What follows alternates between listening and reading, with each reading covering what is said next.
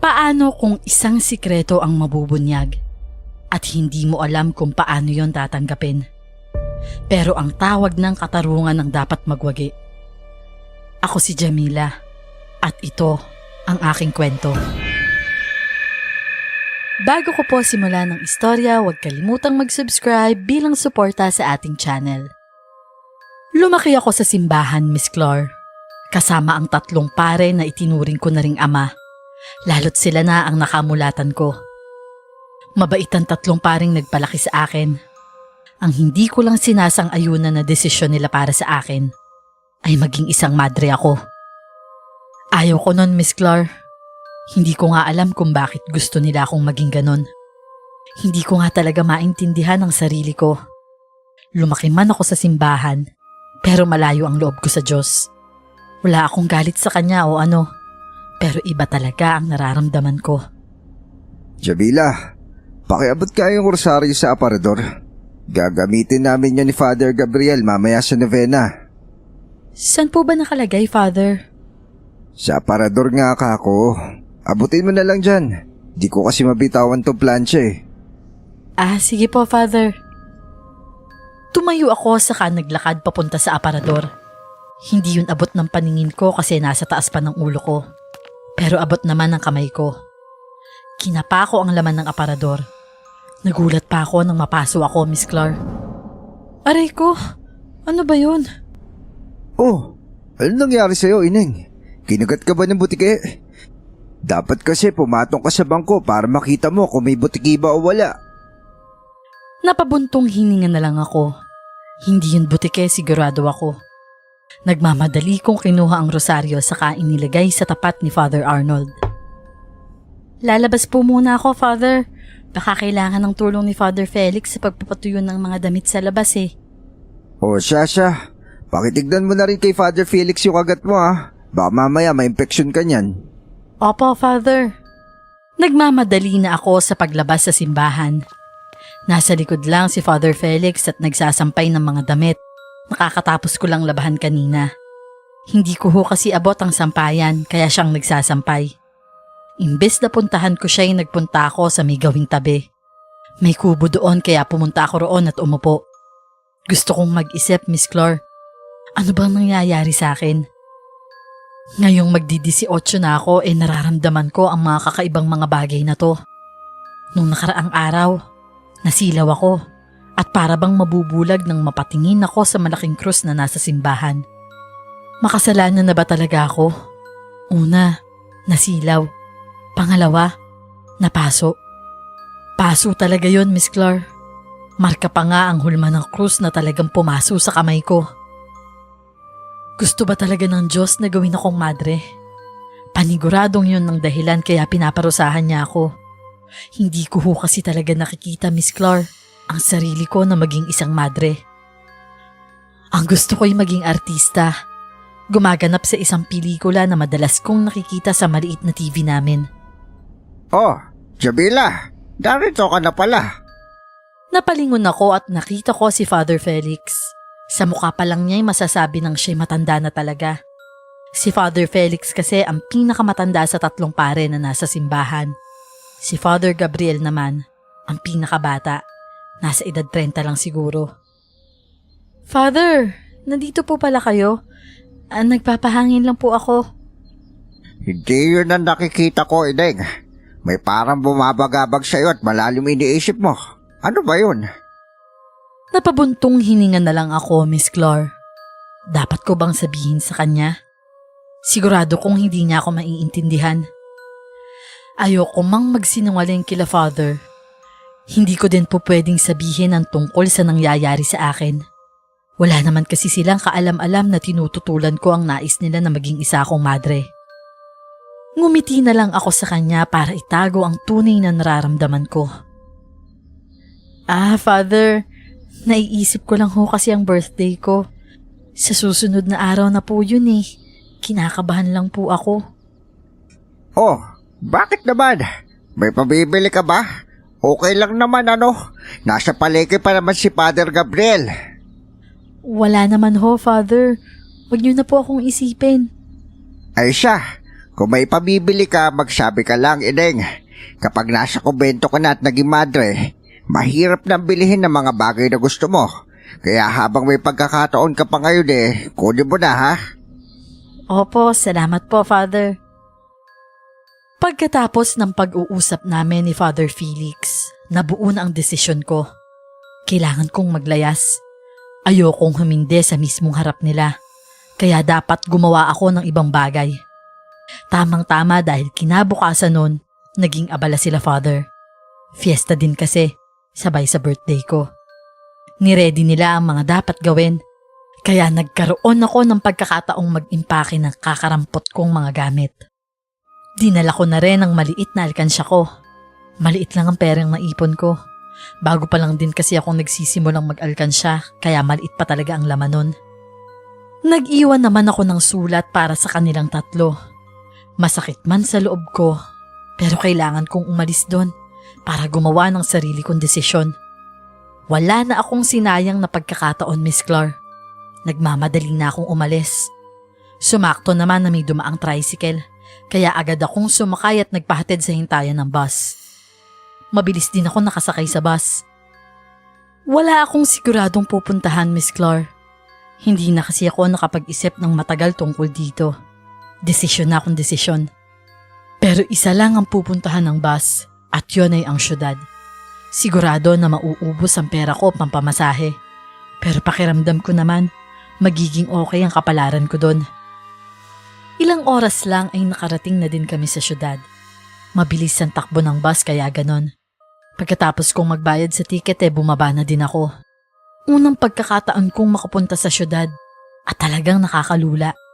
May magagandang lugar sa paligid na talaga namang napakagandang pagmasdan. Pero hindi iyon ang pinunta ko doon. Naghanap na agad ako ng mapagtatrabahuhan sa karenderya o di kaya sa salon. Pero lahat ng yon ay tinanggihan ako. Nakikita ko sa mga mata nilang kinukutian nila ako kahit wala silang sabihin. Ni hindi nga nila ako tinanong ng mga bagay-bagay. Ang sabi lang walang hiring at sa ibang shop na lang ako magbaka sakali. Siguro nga, Miss Clar, kakutya-kutya ako.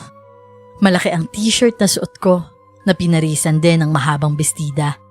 Hindi ko na nga nagawang itali ang mahaba kong buhok. Wala akong magawa kundi ang umupo sa tabi ng kalsada. Pero kahit ganon, buo pa din ang loob ko. Hindi ko binalak na umuwi at pumalik sa probinsya. Papatulog na sana ako noon habang yakap ang bag ko nang may biglang tumapik sa akin. Nagulat ako at nilingon ng estranghero. Nasa edad 20 lang siguro siya at nag-aalangan pang lapitan ako. Ano yun? May kailangan ka ba? Pasensya ka na. Pero kasi, pinagbabawal ng pagdulog dito sa labas ng kalsada Sigurado, tataboy ka lang ng mga pulis dyan. Kaya yun, ginising kita. Pero kung wala ka matulugan ngayong gabi pwede ka naman sa aming boarding house. Baka mapakiusapan ko yung ate ko na doon ka muna matulog ngayong gabi. Talaga? Naku, maraming salamat. Kailangan ko nga ng matutulugan ngayon. Salamat Tatanggapin ko talaga yung alok mo. Ako nga pala si Jamila. Ako naman si Kevin. Teka, mukhang di ka naman pulubi Ano bang ginagawa mo dito? Nagbabaka sakali kasi ako ng magandang kapalaran dito. Galing pa ako sa probinsya. Kung ganun sakto pala. Kakausapin ko si ate. May bibigay siyang trabaho sa'yo. Matagal na din kasi naghahanap ng staff yung kaibigan niyang owner ng studio. Talaga? Wow, salamat ulit Pero anong klaseng trabaho naman yan? Madali lang yun. Lilinisan mo lang naman yung studio para magamit kinabukasan Talaga? Kung ganyan go ako. Kailangan ko nga talaga ng trabaho ngayon para makapagsimula naman ako. Tumayo na nga ako at sumunod kay Kevin. May tricycle siyang minamaneho kaya agad kaming nakarating sa boarding house na sinasabi niya.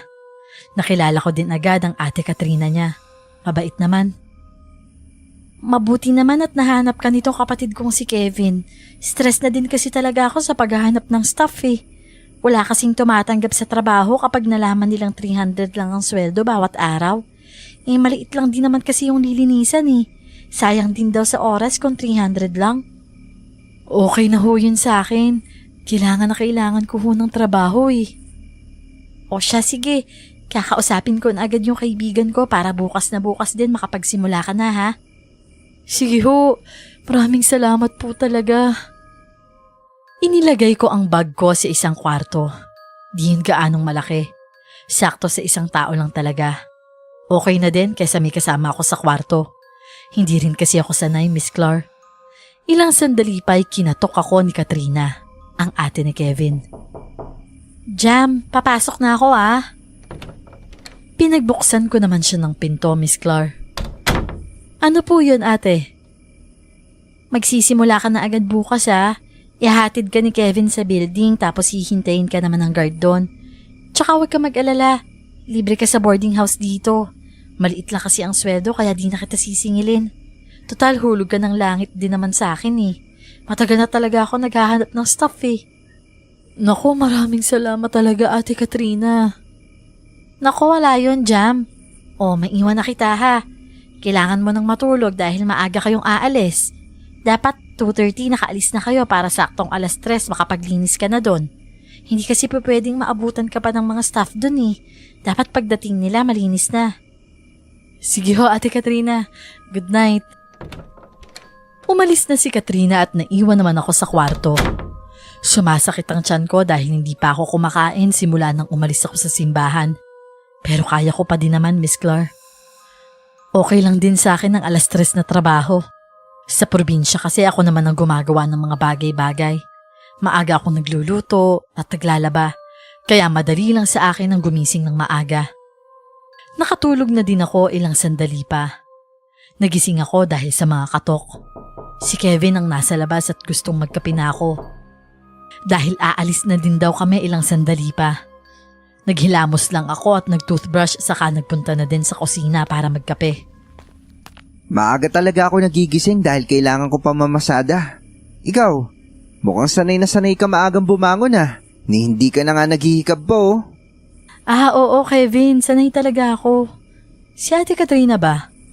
Naku, mas maaga pa yung umalis. 9:00 ng gabi kasi yung duty niya dahil night shift siya sa call center. Maya-maya pa sigurong uwi nun mga bandang 5:00. Nakakaya niya din talaga yung walang tulugan, no? Kailangan eh. Siya na kasi talaga yung bumubuhay sa amin. Wala na kami mga magulang at mabilis siya nag-mature dahil doon. Dahil sa pagpupursige niya sa trabaho, napalago namin tong boarding house at marami na rin kami boarders. Dahil nga doon nakabili kami ng tricycle na pinaglumaan ng aming tiyuhin. Okay na rin kahit luma basta may magamit kami. Ikaw ba? Asan ba mga magulang mo? Pinayagan ka nila magpunta dito sa syudad? Wala na akong magulang, Kevin. Lumaki ako sa mga pare. Nakita daw ako ng isang pari sa tabi ng kalsada. Kakapanganak pa lang daw sa akin. Mabuti nga at nakayanan ko daw. Doon sa tanong mo naman kung pinayagan ba ako. Hindi nga eh.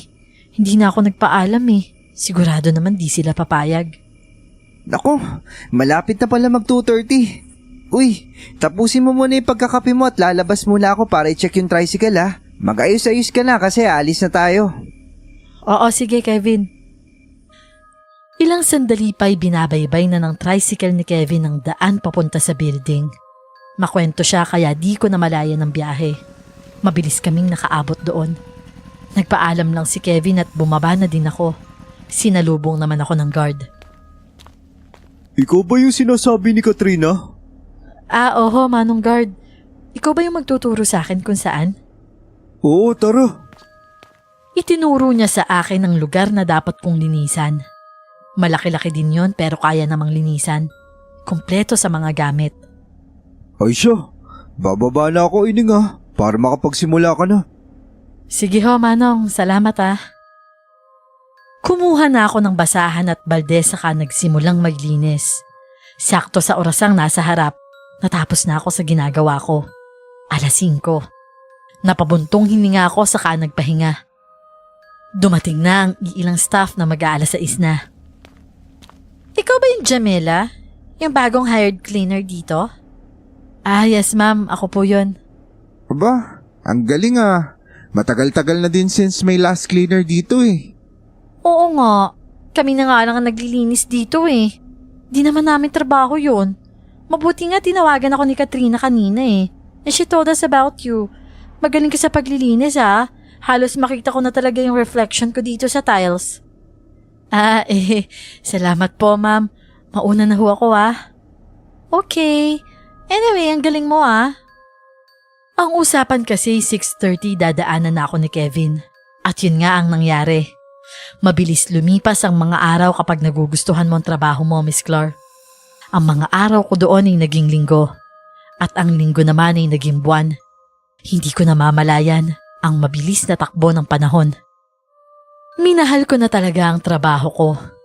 Lalo pa't nakapag-adjust na din ako. Weekly ang sweldo at nakakabili na din ako ng mga bagay na gusto ko. Pero kailangan ko pa ding magtipid. Okay na din to kaysa sa wala. 2:30 kagaya ng dati, hinatid na ako ni Kevin. Habang kinukuha ko ang mga gamit ko sa paglilinis, may nakita akong dumaan palabas. Isang babae. Hindi din naman kasi malapitan kaya hindi ko siya nakita masyado. Mahaba ang buhok niya. Multo ba yun? Hindi ako sigurado, Miss Clark. Hindi lingid sa akin ang tungkol sa mga multo-multo na yan. Madalas yung nakukwento ni Father Gabriel sa akin. At ang sabi niya, totoo daw yun. Pero imposible namang may multo dun. At ngayon pa talaga. Ilang buwan na din kasi ako dito, Miss Clark. At wala naman akong kakaibang nararamdaman. Hindi ko na lang yun pinansin. Baka kasi namamalikmata lang din ako.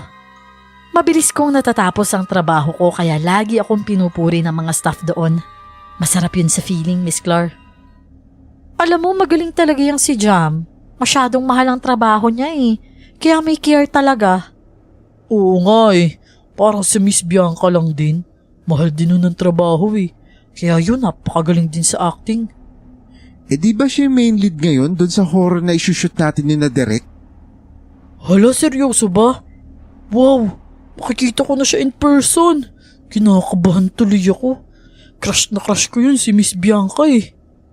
Oo nga, maganda nga yun si Miss Bianca. Eh, mabait naman kaya. Di ba may issue yan dati? Naku, baliw lang ang maniniwala doon. Nakikinig lang ako sa kanilang tatlo. Hindi ko naman kasi kilala ang Miss Bianca na sinasabi nila. Nagpaalam na ako sa kanila at nang akmang lalabas na ako. Nakasalubong ko ang isang magandang babae. Muntikan pa nga kaming magkabanggaan. Mabutit nakapagpigil kaming dalawa. Ninitian ako ng babae. Kahit maganda siya, mahahalata pa din na may edad na siya. Oh, hi. Ikaw ba yung new cleaner dito? Hello po. Ako nga po. I'm Bianca. Nice to meet you. Inabot niya ang kamay niya sa akin at nagdadalawang isip naman ako kung tatanggapin ko ba yon. Napanganga talaga ako sa harap niya. Natitiyak ko kasing ito ang babaeng artista na sinasabi ng isang staff kanina. Ayoko din namang maging bastos. Pinahid ko muna ang kamay ko saka ako inabot ang palad niya. Ako naman po si Jamila, ma'am. Ngumiti siya sa akin at napangiti na din naman ako sa kanya. Matamis ang ngiti niya at para bang wala kang choice kundi ang ngitian din siya pabalik. Nakakadala, Miss Clark. Mukhang madalas tayong magkikita, Jam ah. Tiningnan niya ako. Napatango ako, Miss Clark. Nakasuot kasi ako ng pang-staff na damit. May plastic lang na apron pamprotekta para di gaanong madumihan ang t-shirt ko. Mauuna na ho ako, ma'am. May naghihintay din ho kasi sa akin sa baba. Nice to meet you din po. Nang mga sumunod na araw mas lalo ko pang nakakausap si Miss Bianca. Mabait talaga siya, Miss Clark. Napag-alaman kong sikat na pala siya sa mga horror movies na ginawa niya. Nasa isang channel lang kasi nakapokus ang TV namin sa probinsya. Kung kaya't hindi ko napag-alaman na sikat na pala si Miss Bianca. Inaamin ko, Miss Clark, naiinggit ako sa kanya. Gusto ko din kasing mag-artista eh. Gusto mo bang sumama sa movie na gagawin ko, Jam? Miss Bianca, hindi ho ako artista. Hindi ho ako magaling. Natututunan naman yan, Jam. And I'm willing to help you. Hindi ko kasi type yung isang nag-audition for katulong ko eh. Kung ikaw, mas prefer ko. Kasi mas madalas tayong mag-usap. Miss Bianca, ayaw mo ba akong makasama? Sayang naman kung aayawan mo to. Malay mo maging big break mo to. Gusto ko nga po eh. Sa totoo lang po, gusto ko po talaga. Pero kasi, ayoko namang maging pabigat sa'yo, Miss Bianca. Hindi po kasi ako magaling. Ang question lang dyan is, willing ka bang matuto? Yes po, Miss Bianca. Isang malaking yes po. E di kakausapin ko si Direk para dito. I know na hindi niya ako tatanggihan. Just give us your best, ha? And this will be the best. Alam kong may talent ka for this. Talaga po, Miss Bianca? Alam kong magagawa mo to, Jam. Halika dito. Ipapakita ko sa iyo yung mga scene ko sa mga movies ko para naman ma-inspire ka. Sige po, Miss Bianca. Salamat po talaga. Mas naging malapit pa ako kay Miss Bianca dahil doon. May iilang scenes na nakuha ako. Hindi kasi pumapayag si Miss Bianca na hindi ako kasali. Sa tingin ko talaga, savior ko siya. Siya ang dahilan kaya natutupad ang pangarap ko. Hindi man sikat pero at least na ipapalabas ko ang talent ko. Dahil nga doon, Miss Clar, naging kaibigan ko na din ang iilan pang mga staff. Madalas na nila akong kasama tuwing nagmemeryenda. Hala, grabe na pala to. Matagal na din oh. Ilang tao na palang nawawala sa ibang lugar tapos ngayon, dito naman sa atin. Diyos ko, sinabi mo pa. Diyos ko, delikado na talaga, no? Natatakot na tuloy akong pumasok. Ano pinapanood nyo? Balita, Jam. Hindi mo pa ba ito napapanood? Sa bagay, mas permanente kayong magkasama ni Miss Bianca, kaya panigurado di ka nga nakakapanood. Eh ano ba yan? May ilang nawawala, Jam. Walang makapagtukoy kung saan sila napupunta. Wala ding traces maliban sa dugunan na iwan kung saan sila huling nagpunta. Meaning, may kumukuha talaga sa kanila. O di kaya may pumapatay. Sobrang creepy, no, Jam? Ang weird pa nun, maliban sa dugo, walang makakapagbigay ng ibang ebidensya. Walang makapagtukoy kung sino yung suspect. Kung tao ba yun o ano man. Kung hindi tao, ano pa? Aswang. Ano pa nga ba? Di naman basta-basta nawawala yung mga tao, no? Tsaka kung tao man may gawa niyan imposibleng di siya makaiwan ng mga bakas. Kahit mga professional killer nga hindi nila magawa yun. Imposible talaga. Lalo pat madami na palang lugar ang napuntahan nito. Ang lead ng mga pulis ngayon ay aswang talaga ang may gawa nito. Grabe, nakakatakot, no? Nakaabot na pala sila dito sa syudad. Di ba sa bukid lang naman sila? Huy, Jam. Okay ka lang ba? Parang namumutla ka. May sakit ka ba? Hoy, Jam. Kung natatakot ka sa sinabi namin sa'yo, huwag ka na mag-alala. Kahit naman wala tayong bodyguard safe naman tayo. Madami namang security guard sa labas pero diba aswang nga ang pinaghihinalaan? Makakapunta yun kung saan nila gusto. Kaya nila tayong patayin kahit sa anong paraan. Sino namang di matatakot nun? Pero guys, hinala lang naman yun. Wala pang napapatunayan. Huwag muna kayo matakot at magpanik. Magiging okay din naman ang lahat Malalaman din kung anong totoo nangyari. Masusolve din yan, kaya chill lang mga guys. Ano mang sabihin nila hindi nawawala ang takot ko, Miss Clar. Bukod sa mga guard sa labas ako ang pinakaunang dadating doon.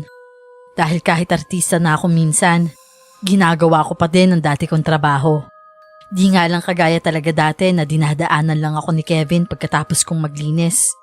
Ngayon kasabay na akong uuwi ng mga staff, 4:00 ng hapon. Nasa boarding house pa din naman ako ni na Ate Katrina nakatira. Halos 1 taon na din at may pera na talaga ako, Miss Clar. Pero ang utang na loob ko sa kanila ang nagpipigil na umalis ako sa boarding house na yon. Ang perang sinusweldo ko pinapadala ko na lang sa simbahan. Nakausap ko na sina Father Felix dahil kahit papano naman nakabili na din ako ng cellphone. Pinapauwi nga nila ako para bumisita. Pero sa susunod na buwan na lang dahil mas maraming bakante kong oras kapag wala na ang shooting. Kapag umuwi kasi ako ng Biyernes ng hapon, kulang pa din ang oras ko sa simbahan. Miss na miss ko na din sila, kaya kulang talaga ang 1 o 2 araw na makasama sila. Nagpapasalamat nga ako at pinatawad nila ako sa paglayas ko. Hindi na nila ako pinilit na maging isang madre. At suportado nila ako sa role ko sa upcoming movie ni Miss Bianca. Dadayo daw talaga ang mga to para lang mapanood siya sa sine. Habang nakasakay ako sa tricycle ni Kevin, tinanong ko siya tungkol sa mga nangyayari sa paligid. Kevin, totoo ba yung balita? Alin? Yung tungkol ba sa taong nawawala? Oo, yun nga. Oo, 2 sa mga taong nawawala ay kaibigan ko. Yung iba kaibigan ng kakilala ko. Palagay mo, aswang kaya talaga? Bakit? May duda ka ba? Hindi ka ba naniniwala sa mga aswang? Naniniwala. Pero kasi, nasa syudad naman tayo eh. Kakapunta pa din sila dito? Sabi naman kasi nung iba, kaya nila makihalubilo at tumasta na parang normal na tao. Hindi ka ba natatakot? Paano kung sa pamamasada mo aswang ang maisakay mo? Dasal lang ang katapat niyan, Jam. Tsaka ako madedehado na ako eh. Lalaban naman ako. Hindi ko papayag ng ganun-ganun lang, no? May pinagdududahan ka ba, Kevin? Wala. Mahirap mag-judge eh. Huwag na lang tayo maging relax. Tingin-tingin na lang sa paligid at baka mamaya mabiktima pa tayo. Mahirap na. Kung sa bagay. Dito na lang pala ako, Kevin. Salamat sa paghahatid Walang anuman, Jam. Pagkababa ay binati ako ng gwardya na binati ko rin naman pabalik. Ngayon 3 na ang gwardya na nasa labas. Pinalilibutan ng buong building. Kagaya ng palaging ginagawa ko, Miss Clar, hinanda ko na ang mga gamit ko sa paglilinis. Pero pag abot ko sa vacuum, natigilan ako. Parang may dumaan kasi. Nang pumunta ako sa gawing yon, wala naman. Siguro dala na rin yun ng pagod, kaya kung ano-ano nang nakikita ko. Kinabukasan, ganong oras pa din, 3:00 ng umaga. May naramdaman na naman akong dumaan habang nagpupunas ako sa tiles. Paglingon ko'y may babae talaga. Nakatalikod siya sa akin at mabilis siyang naglalakad paalis. Takot na takot ako ng mga oras na yon, kaya di ko siya nagawang tawagin. Nakinausap ko ang guard na nasa labas wala naman daw ibang babae na pumasok sa building nung oras na yon. Chinek din daw niya yon nung gabi kaya wala din daw nagpaiwan. Doon ako kinilabutan, Miss Clar. Multo ba ang babaeng yon? O aswang? Pero naisip ko naman, hindi ako dapat matakot kung multo man yon. Pero kung aswang yon, siguro dapat nga akong matakot. Napagdesisyonan kong mag-imbestiga. Kailangan ko kasing makasigurado kung multo ba talaga ang nakita ko. O baka naman guni-guni ko lang yon. 3:00 ng sumunod na araw, hinanda ko na ang vacuum cleaner. Sakaling magpakita man ng kung sino man yon, hahambalusin ko siya ng vacuum. Nang may marinig akong naglalakad, hinanda ko na ang sarili ko, Miss Clar. Kung hindi tao ang papalapit sa gawi ko, tiyak na isa itong aswang. Tinabla na naman ako ng takot. Nagtago na lang ako imbis na makipaglaban pa sa kung sino man yon. Nang sumilip ako'y tanging side view na lang ng babaeng naglalakad ang nakita ko. Pero sigurado ako, si Miss Bianca yon. Ano namang ginagawa niya dito? Nagkibit balikat na lang ako, Miss Clar. Nagiging paranoid na ako dahil sa mga balita. Pero ano nga bang dahilan at nandun si Miss Bianca? Baka naman may naiwan lang. Pero may mga bodyguard naman siya Bakit siya pa ang kailangan kumuha? Siguro, napakahalagang bagay ang naiwan, kaya ayaw pabalikan sa bodyguard. Nagpatuloy ako sa ginagawa ko, Miss Clar. Gusto ko sanang tanungin si Miss Bianca kung anong naiwan niya, pero nakalimutan ko nang itanong dahil na rin sa pagod. Ang sumunod na araw ay mas nagbigay ng pagtataka sa akin. Andun na naman si Miss Bianca at paalis na. Tinawag ko siya, Miss Clar, para sana kausapin, pero hindi niya ako nilingon. Hindi ko na lang binigyan ng ibang kahulugan. Baka kasi naka-headset siya kaya hindi niya ako narinig. Kasi kung narinig niya ako, paniguradong papansinin niya naman ako Hindi ko na din siya binalak tanungin pa. Maliit na bagay lang ang di pagpansin sa akin, lalo na kung di naman siya aware. Kahit naku-curious ako kung bakit nandun na naman siya ng mga oras na yon, di ko na naitanong. Pero ngayon, hindi siya nagpunta sa shooting.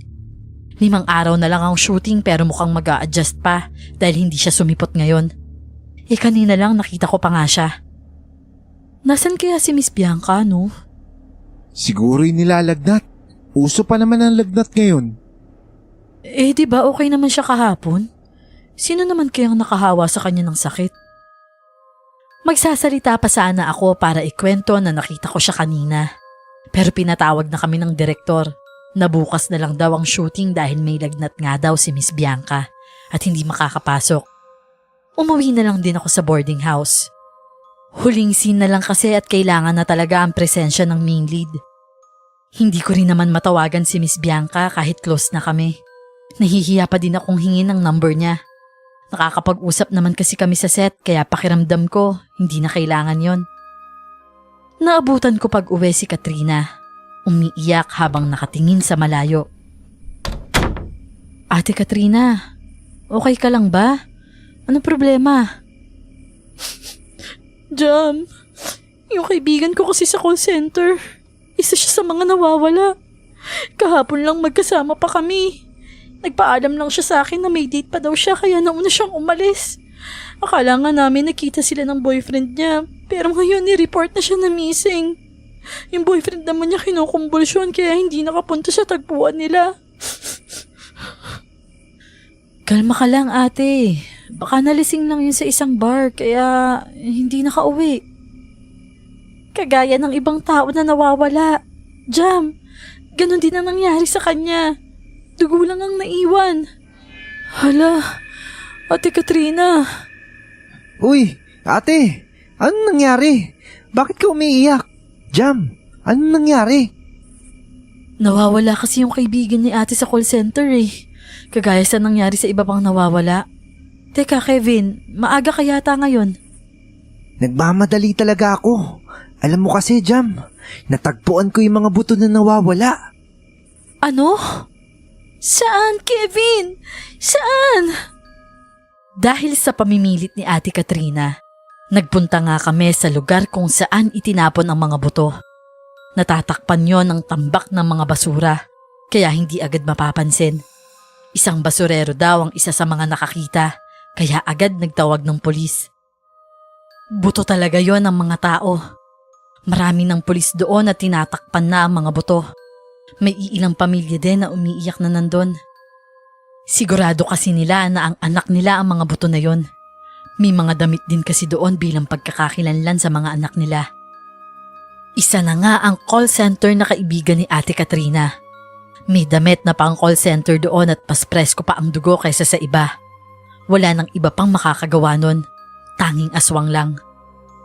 Umuwi kaming walang lakas, Miss Clar. Parehong namatayan ng mga kaibigan si Kevin at Katrina. Hindi man maganda ang pakiramdam pinilit ko pa din pumasok para maglinis. Nag-commute na lang ako dahil mukhang wala sa kondisyon si Kevin na magmaneho. Nakarating din naman ako sa building ng safe. Pagkapasok ko pa lang sa room, nakita ko na agad si Miss Bianca. Papunta siya sa isang tabi. Tinawag ko siya pero mukhang di niya ako narinig. Lumapit ako at tinapik siya. Pero wala talaga, Miss Clar.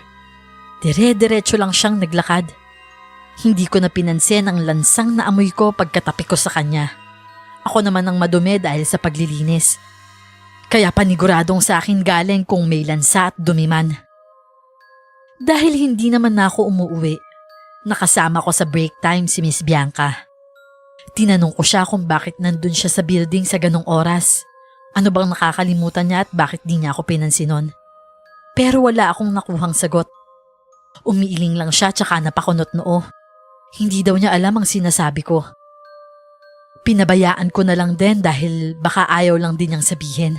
Baka personal na bagay kasi. Maya-maya tumayo na si Miss Bianca at pumunta sa isang kwarto. Doon kasi siya minsan nagpupunta para umiwas sa mga paparazzi. Hoy, Jam! Ano pinag-uusapan niyo ni Miss Bianca kanina? Niinggit talaga ako sa closeness niyo. Oo nga, Jam. Naiinggit din ako sa'yo. Crush na crush ko yun eh. Tsaka habang tumatagal, nagiging magkamukha kayo. Para na kayong mag-ina eh. Hoy, ano ba kayo? Nakakahiya, baka may makarinig. Tinampal ko silang dalawa. Baka kasi may makarinig at sabihin kay Miss Bianca. Hoy, anong kaguluhan to? Ewan ko ba dyan sa dalawang yan? Ano yung hawak mo? Eto. CD to na movie ni Miss Bianca dati. May title itong artistang aswang. Maganda to. Bata pa siya dito at siya yung gumanap na aswang. Seryoso ba? Di ko pa ito napapanood Ako nga din Magaganda talaga yung mga movie niya, no? Di lang tayo ganong pamilyar sa iba dahil na-produce yun, mga baby pa tayo. Kaya nga sa lahat na artistang babae, si Miss Bianca talaga ang idol ko. Magaling na nga, mabait pa. Pero nakapagtataka na wala pa din siyang asawa, no? Diba, divorce na nga sila ng partner niya na biglang nawala.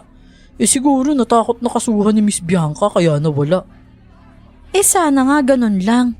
Diba na-issue pa nga yan si Miss Bianca dati na pinapatay niya yung ex-husband niya? Naku, issue lang naman yun. Alam mo naman yung mga paparazzi, di ba? Gagawa talaga ng issue kahit hindi naman totoo. Ay nako, oo, totoo yan. Hindi magagawa ni Miss Bianca yun, no? Ang bait kaya nun. Based on experience kasi, Miss Clar, napakabait talaga ni Miss Bianca sa akin. Ayoko namang mag-isip ng di maganda sa kanya. Tsaka issue lang yon. Wala namang katunayan Maya-maya pa lumapit sa akin si Direk. Jam, pwede bang humingi ka ng tulong sa pagpapalinis? Mas madami kasing kalat ngayon. Susweldohan pa din naman. Baka may kakilala ka. Sige po, Direk. May kakilala po ako. Ang bala ko yung magpatulong na lang kay Kevin. Pero pag uwi ko, Miss Clar, hindi pa din pala mabuti ang pakiramdam niya. Nagluluksa pa din dahil 2 kaibigan niya ang namatay. Naisip ko na kaya ko namang linisan yon. Sa oras lang magagahol. Kaya dapat mas agahan ko pa ang pagpunta. Alauna pa lang ng umaga papunta na ako sa building para magsimulang maglinis. At doon ko natagpuan ang nakakatakot na pangyayari. Si Miss Bianca, kumakain ng karne. At alam kong hilaw na karne yon, Miss Clar. Pumasok sa isip ko ang mga balita. Ang mga taong nawala at buto na natagpuan. Si Miss Bianca ba ang may kagagawa nun? Kung ganon, ano siya? Isa ba siyang aswang? Nagtago ako sa likod ng isang ref at sumilip lang para makita kung ano pa bang ginagawa niya. Ang dugo ang damit na pagmamay-ari ng taong kinatay niya. Ang ginamit din ito para itali ang mga buto sa isang forma. Pagkatapos nilinisan nito ang kalat niya. Parang wala lang yun sa kanya. Kaya pala kapag naglilinis ako, wala naman akong nakikita. Yun pala nililinisan niya yun. At ang amoy nito nung nakaraan, lansa ba ng tao yun? Halos masuka ako, Miss Clar. Pero pinigilan ko. Paano kung makita niya ako at ako naman ang isinod niya nakakatayin? Hinintay ko siyang makaalis saka ako patakbong pumunta sa CR. Doon ako sumuka ng sumuka. Nang araw na yon di ko nagawa ang trabaho ko dahil sa takot. Nagalit ang head staff sa akin at binigyan ako ng warning na kapag nangyari pa ulit yon, tatanggalin na niya ako. Ang ibang staff na ang gumawa ng trabaho ko at pinauwi na nila ako dahil di naman nila ako makausap ng maayos. Hindi ko din magawang magsalita, Miss Clar. Nang makauwi ako sa boarding house nagkulong lang ako sa kwarto ko at nagmukmok para makapag-isip. Kapag kasi nasa shooting si Miss Bianca, tila wala siyang kinatay nung umaga. Parang normal lang talaga. Sa dami ng biktima mukhang matagal na talaga niya yung ginagawa. Sa ibang lugar pa dati. Isang tao sa isang araw. Natigilan ako sa pag-iisip ng katukin ni Kevin ang pinto ko. Pinagbuksan ko naman at pumasok siya. Uy, tinawagan si ate ng kaibigan niyang staff na kasamahan mo. Hindi ka doon nila makausap. Okay ka lang ba? Ayoko mang sabihin sa kanya, pero lumabas na sa bibig ko.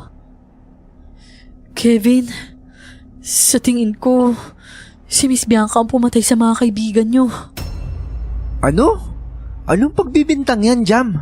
Nag-away ba kayo kaya gumagawa ka ng kwento? Hindi, Kevin. Nakita ko siya. Nakita ko kung paano siya hayok na kumain ng karne. Karne ng tao yun, sigurado ako. Siya ang pumatay sa iba pa. Paano ka nakasigurado? Paano kung di yun karne ng tao? Karne ng tao yun, Kevin. Sigurado ako. Kahit naman ako nahihirapan paniwalaan yung sarili ko Mabuting kaibigan si Miss Bianca sa akin at ayokong mambintang. Pero talagang nakita ko siya. Nung una hindi ko din naman siya pinag-iisipan ng hindi maganda eh. Kaya lang nagtataka na ako. Palagi ko kasi siyang naaabutan sa building tuwing naglilinis ako ng madaling araw. Dati pa? Oo nga. Pero kasi kanina ko lang talaga siya nakita sa akto. Dati pa pala eh. So paano kung kinain ka niya? Hindi ka talaga nag-iingat. Kevin, wala naman nangyaring masama sa akin eh. Paano kung meron? Hindi ko alam kung matatanggap ko ba na may mangyaring di maganda sa'yo. Pero Kevin... Gusto kita, Jam. Simula pa nung aluking kita na patirahin dito sa amin. Ano? Pero okay lang naman kahit hindi tayo parehas na nararamdaman. Maintindihan ko. Gusto din kita, Kevin. Kahit ako ay nagulat sa sinabi ko, Miss Clar. Pero huli na para bawiin pa yon. Pero hindi to ang tamang oras para dito. Kung magagawa kong patigilin si Miss Bianca, gagawin ko talaga, Kevin. Kung ganun, handa akong hintayin ang pagkakataong yun.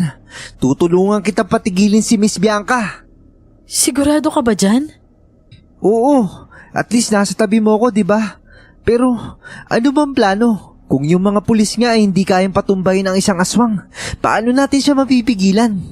May kilala akong makakatulong sa atin para puksain ng mga kagaya ni Miss Bianca. Sino naman? Yung mga paring nagpalaki sa akin, Kevin. Sigurado ako alam nila kung paano papatigilin ang kagaya ni Miss Bianca. Ano? Uuwi ka sa probinsya? Oo. Sasamahan mo ba ako? Oo naman. Pero hiramin ko muna i-pick up na isang kaibigan ko para pagbalik natin maisakay natin si Father. Sige, Kevin. Maraming salamat ah. Kinausap namin si Ate Katrina at siya man ay hindi makapaniwala. Sinabihan ko din siya na siya na lang ang gumawa ng alibay doon sa pinagtatrabahuhan ko. Nag-resign na kasi ako, Miss Clar.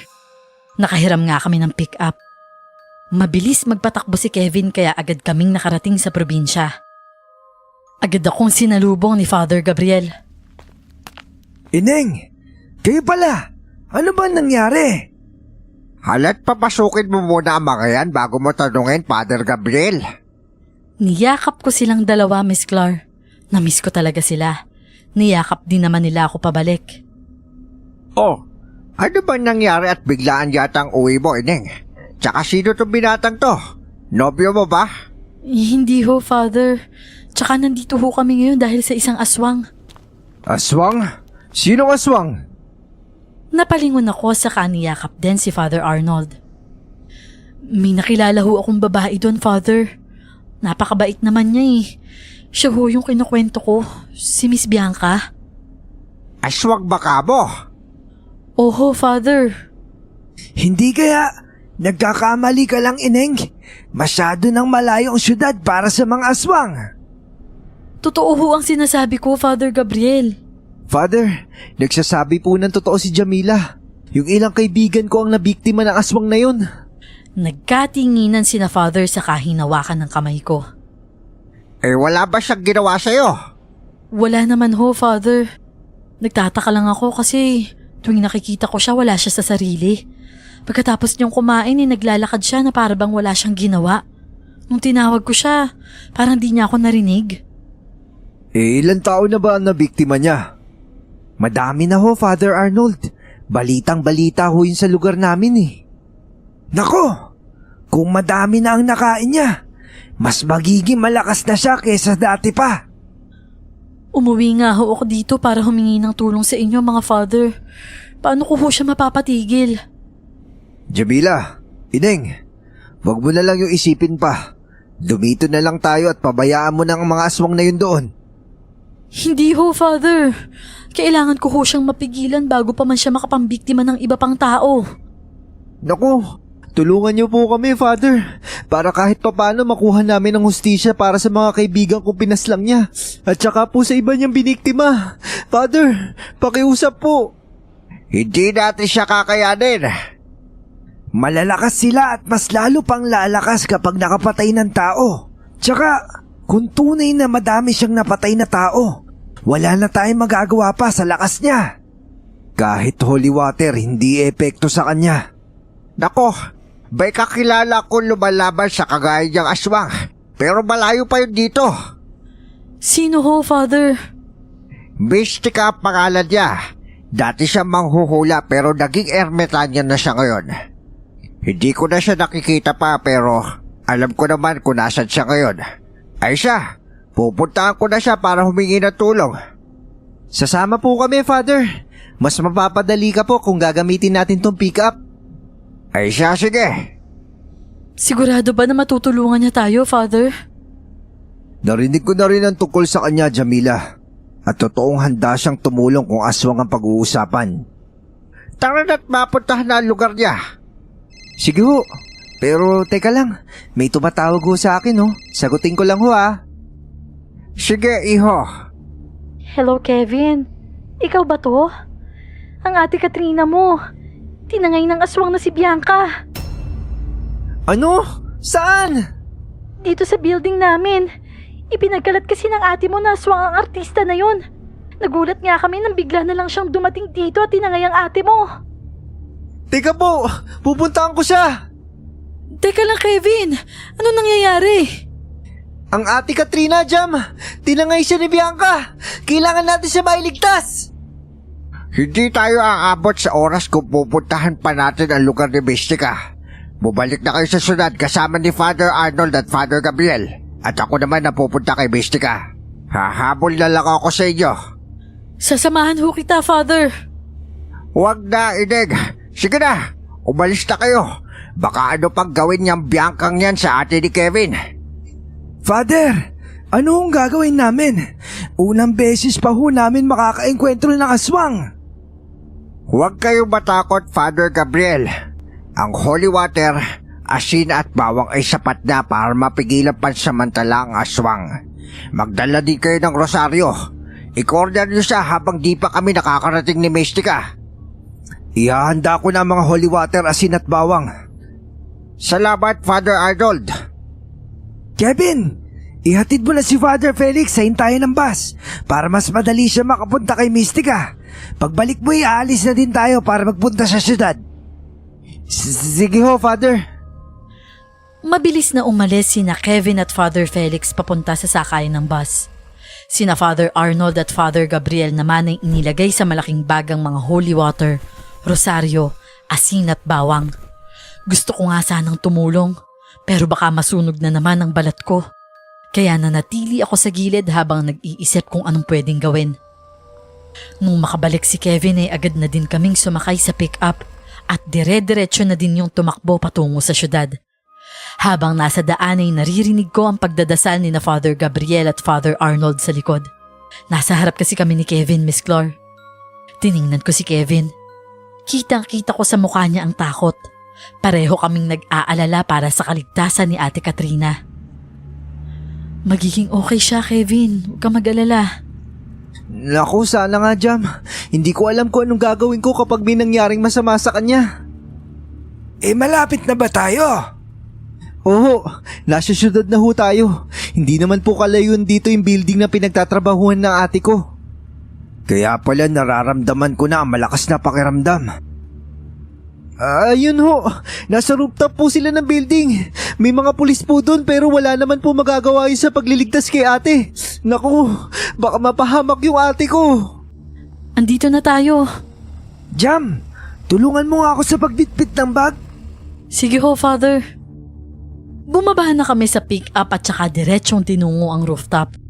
Palibasay nakausap na ni Kevin ang mga pulis kanina, kaya agad kaming nakadaan paakyat. Nagulat ako pagkakita sa itsura ni Miss Bianca. Nasa tabi niya ang walang malay na si Ate Katrina. Nakatalikod siya sa amin at medyo may kalayuan ang pwesto nila, Miss Clark. Demonyo talaga siya oh, ni hindi ko na makilala ang itsura niya. Demonyo at malakas siya. Tulungan niyo kaming ihanda ang holy water. Suotin niyo na din ang ilang kwintas na rosaryo. Wala akong magawa kundi suotin ang kwintas na rosaryo na inabot ni Father Arnold. Masakit ang krus na dumampi sa balat ko. Mabuti na lang, makapal ang t-shirt ko kaya okay na nung masuot ko yon. Ganon din ang ginawa ni Kevin. Hoy aswang, kami ang harapin mo at huwag yung babaeng walang kalaban-laban sa'yo. Hindi niya tayo narinig. Kailangan pa natin lumapit sa kanya. Baka mapahamak na ho tayo, Father. Hindi tayo mareres baka ng mga pulis. Kailangan, Jam. Dahil kung hindi natin makukuha yung ate ni Kevin. Handa na ho ako sa anumang ipag-uutos nyo. Kailangan ko talaga mailigtas si ate mula sa aswang na yan. Lilituhin namin ang aswang at ikaw, Kevin. Kunin mo ang kapatid mo. Sprayan mo ng holy water at sabuyan mo ng asin para magdalawang isip siya na lumapit sa'yo. Oo, Father. Saklolohan mo lang kami, Jam, kapag nagka-problema na. Ngayon ay dumito ka muna para di ka mapahamak. Sige po, Father. Dahil wala din naman akong choice, pinanood ko na lang sina Father na lumapit sa pwesto ni na Miss Bianca. Lumingon sa kanila ang kahila-hilakbot na itsura ni Miss Bianca nang maramdaman silang lumalapit. Sabog na sabog ang dating straight niyang buhok, Miss Clar. Mahahaba din ang kuko niya. At saka matatalim ang mga mata niyang nakatingin habang nakatutok sa amin. Lubayan mo ang inosente at kami ang harapin mo! Humalakhak si Miss Bianca. Nakakatakot ang boses niya, Miss Clar.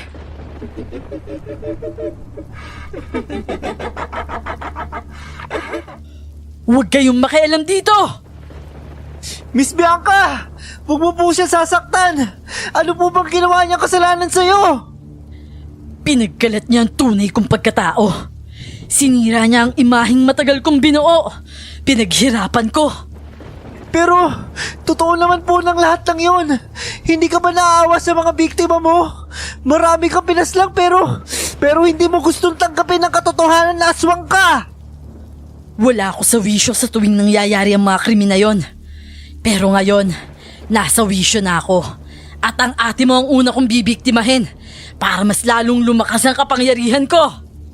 Diyan ka nagkakamali, aswang. Hindi kami papayag na may mapatay ka pang iba. Nangyari ang nangyari sa'yo dahil hindi ka naniniwala sa Diyos. Lumayas ka dito! Layas! Tinapunan ni Father Gabriel si Miss Bianca ng holy water. Ganon din ang ginawa ni Father Arnold. Pero umilag lang si Miss Bianca. Pero sapat na din yon para makuha ni Kevin si Ate Katrina at dinala papunta sa akin. Bumalik si Kevin sa parte kung saan pinagtutulungan pa din ni na Father Gabriel at Father Arnold si Miss Bianca. Inalalayan ko naman si Ate Katrina. Unti-unti na rin kasi siyang nagigising. Father! Natamaan ko po siya ng holy water at asin! Sige ba? Para makalapit ako sa kanya at masuot ako siya ng rosaryo! Sige pa, Kevin! Iwas ng iwas si Miss Bianca, Miss Clar. Para lang di siya matamaan. Sige naman sa pag-spray ng holy water at pagsaboy ng asin si Kevin. Ilang sandali pa'y bumagsak si Miss Bianca sa sahig. Siguro dahil sa mga natamo niyang mga sugat dahil sa holy water. Umiiyak siya at nakakaawang tingnan. Naging malapit din naman kasi siya sa akin, Miss Clar.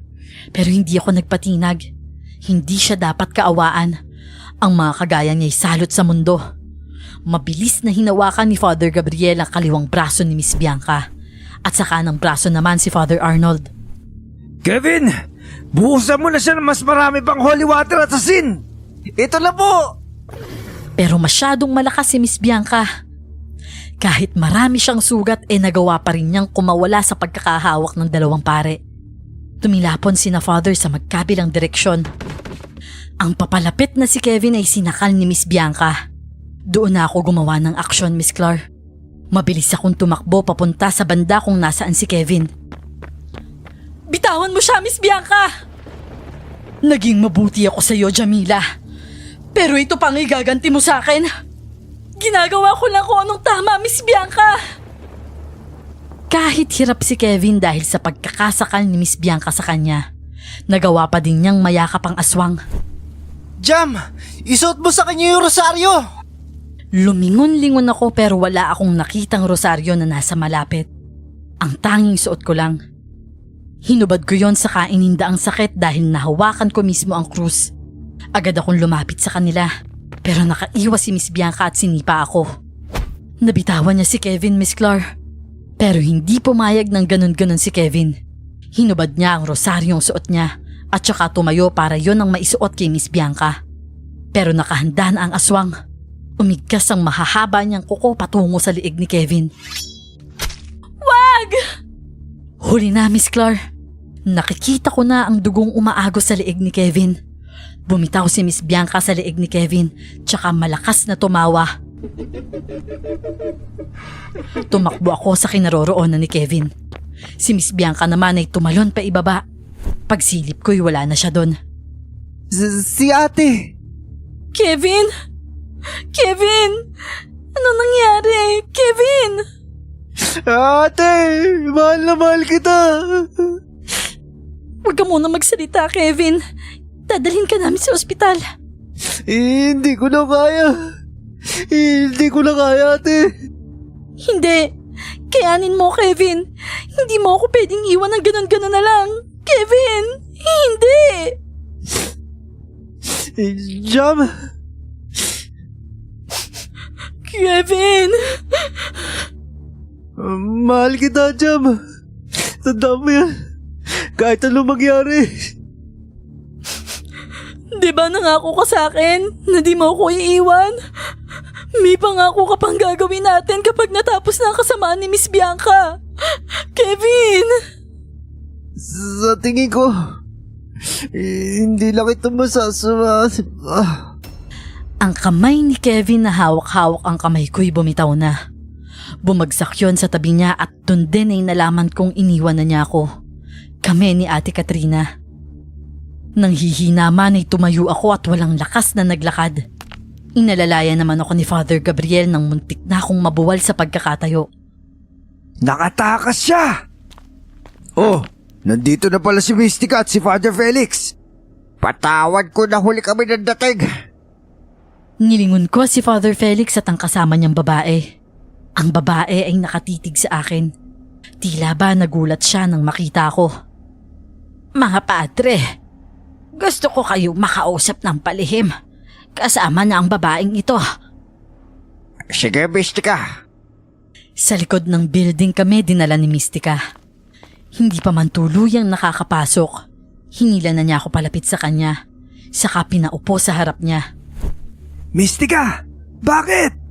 Alam kong batid ninyo ang aswang na namamahay sa babaeng ito. Anong sinasabi mo, Mystica? Sinong aswang? Tsaka, sa akin? Inabot ni Mystica ang kamay ko. Hayaan mo akong alamin ang tunay mong katauhan.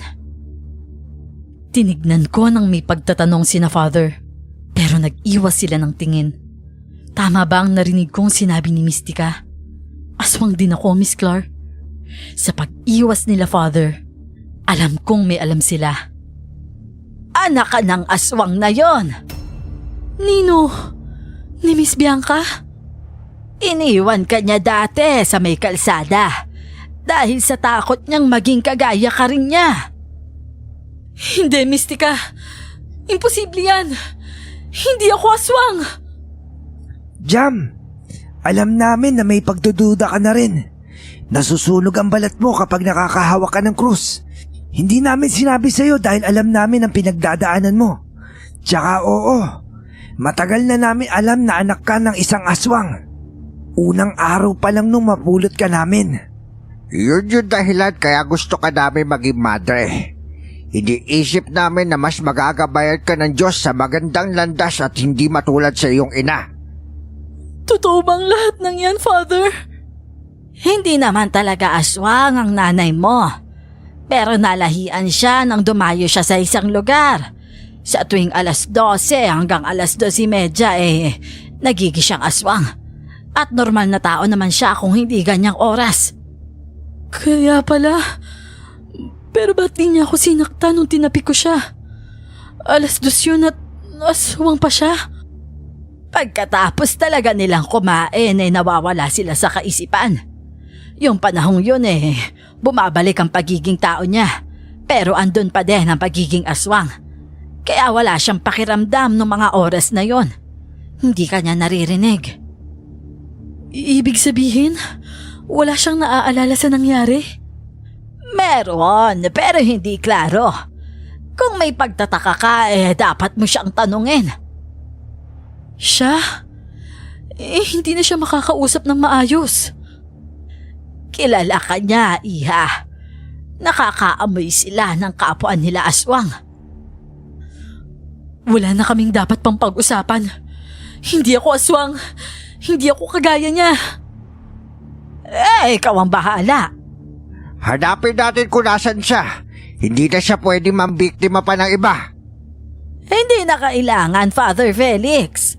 Siya mismo ang pupunta dito para kausapin si Jamila. Ano?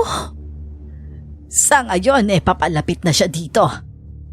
May kinuha ang ermitanya mula sa bag na suot niya. Saka yun inabot sa akin. Itong punya lang siyang makakatapos sa aswang. Sakalimang magkaroon ka ng pagkakataon, huwag mo nang sayangin pa. Sa iyo nakasalalay ang kaligtasan ng iba pang magiging biktima, Jamila. Hindi ko kaya. May tiwala kami sa iyo, Ineng. Kaya mo yan. Oo, Jam. Kaya mo ito. Para sa lahat. Umalis din sina Father doon at iniwan ako. Gulong-gulo pa ang isip ko, Miss Clar, sa mga dapat kong gawin. Nakakagulat na nga ang nalaman kong anak ako ng isang aswang. Tapos, ako pa ang tatapos sa kanya. Paano kung hindi ko magawa? Kaya ko ba talaga? Pero pinatay ni Miss Bianca si Kevin. Ang lalaking naging mahalaga na din sa puso ko. Dapat ko bang ilagay na lang sa limot ang ginawa niya? Ilang sandali pa ay naramdaman ko na ang presensya niya sa may likod ko. Lumingon ako at nakita ko siya. Hindi na siya mukhang aswang ngayon. Bumalik na siya sa dati niyang itsura. Jamila? Miss Bianca? Hindi pa dapat tawagin mo akong mama. Sigurado akong sinabi sa iyo ng mga paring yun ang tungkol sa akin. Oo, mama. Itinago ko ang punyal sa likod ko, Miss Clar. Hindi mo ba ako tatanggapin bilang nanay mo? Matagal kitang hinahanap, Jamila. Kaya nang matagpuan kitang naglilinis sa studio, gusto kong bumawi sa'yo. Totoo ba yan? Hindi ako magsisinungaling sa'yo, Jamila. Lumapit si Miss Bianca sa akin sa kaniyakap ako. Napapikit ako, Miss Clar. Ganito pala ang pakiramdam kapag nayakap ka ng nanay mo. Masarap sa pakiramdam. Hindi ko maintindihan pero tumulo ang luha ko. Gusto kong maging makasarili sa pagkakataong yon. Gusto kong makasama ang nanay ko. Pero paano ang iba? Paano ang hustisya sa lahat ng taong ginawa niya ng masama? Nagkunwari akong yumakap pabalik sa kanya. Saka doon ay inilabas ang punyal na handa ko nang itusok sa kanya. Patawarin mo ako, Jam. Inilayo lang kita sa akin. Kasi yun ang tama. Patawarin mo din ako, Mama. Saka ako pumikit at inalis sa utak ang pagdadalawang isip. Mabilis kong naitarak sa likod ni Miss Bianca ang punyal. Bumitaw siya sa akin at umatras. Patawad. Pero ito ang tama. Nakangiti siya sa akin, Miss Clar. Ang mga mata niya'y nakikitaan ko ng lungkot. Tama lang ang ginawa mong ito. Dapat ngang matapos ang pagtudusa ko. Bigla na lang lumuhod si Miss Bianca saka inabot ang kamay ko. Mawawala na din ang pagiging aswang mo dahil mapapatay na ang ugat ng lahat ng to. Ako ang nagluwal sa'yo, kaya ako ang ugat. Saka siya unti-unting bumagsak sa lupa. Nanghihina na ang mga tuhod ko, Miss Clar. Bumagsak din ako sa sahig. Mabuti na lang at nandun lang pala sa may di kalayuan sina Father, kaya mabilis nila akong nadaluhan. Ngayon ay isa na akong madre, Miss Clar.